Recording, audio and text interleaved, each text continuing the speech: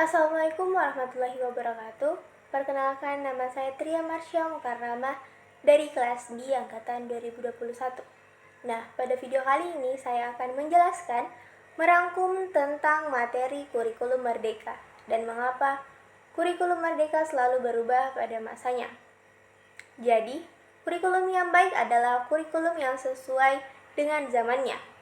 Kurikulum bersifat dinamis dan terus dikembangkan atau diadaptasi sesuai konteks dan karakteristik murid, demi membangun kompetensi sesuai kebutuhan mereka di masa kini dan masa depan.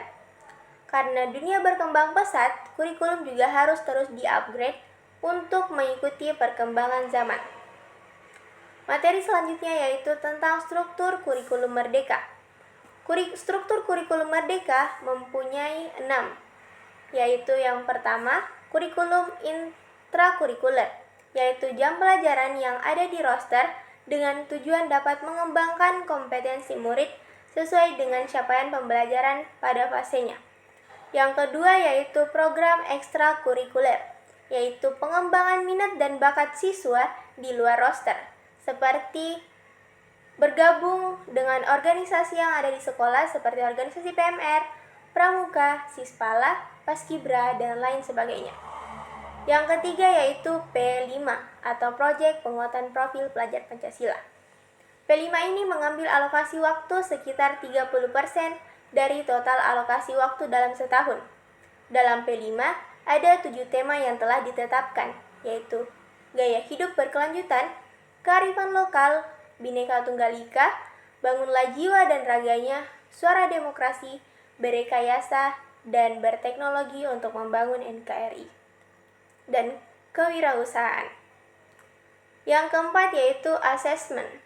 Asesmen tidak fokus kepada nilai yang diperoleh oleh siswa, melainkan penilaian deskriptif kualitatif berdasarkan golongan untuk melakukan perbaikan pembelajaran. Asesmen ini mempunyai 3, yaitu asesmen awal. Yang pertama yaitu asesmen awal, dilakukan di setiap awal bab. Asesmen ini dilakukan dengan tujuan agar guru dapat mengidentifikasi kebutuhan belajar peserta didik, sehingga bisa merancang pembelajaran yang beriferensiasi. Yang kedua yaitu asesmen formatif. Asesmen ini dilaksanakan bersamaan dengan proses pembelajaran yang kemudian ditindaklanjuti untuk memberikan perlakuan yang sesuai dengan kebutuhan peserta didik serta perbaikan proses pembelajaran.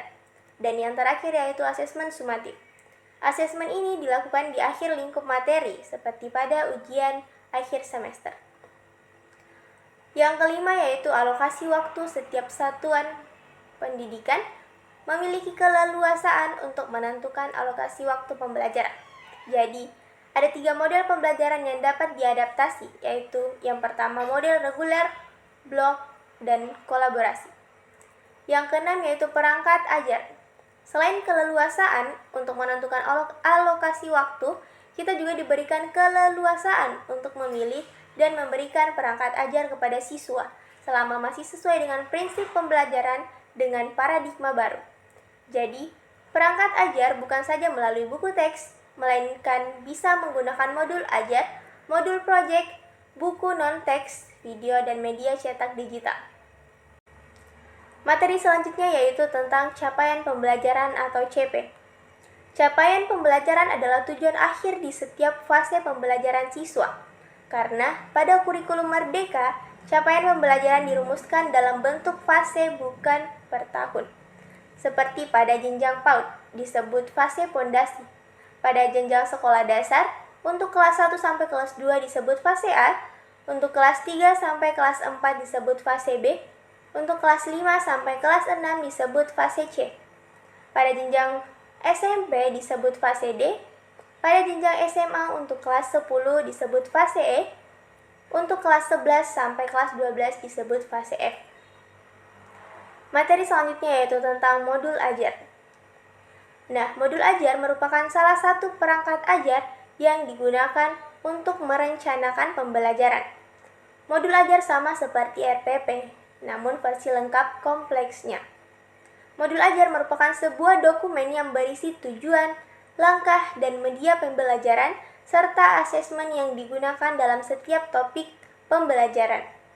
Komponen modul ajar yang lengkap memiliki beberapa hal, yaitu yang pertama pada komponen modul ajar berisi tentang fase capaian modul ajar, jumlah jam pembelajaran, jumlah pembelajaran, tujuan pembelajaran, dimensi Pancasila, dan pengetahuan atau keterampilan prasyarat. Yang kedua yaitu pada komponen detail modul ajar per pertemuan, seperti bahan ajar, pemahaman bermakna, pertanyaan pemantik indikator keberhasilan, asesmen, sarana dan prasarana, dan rencana kegiatan pembelajaran.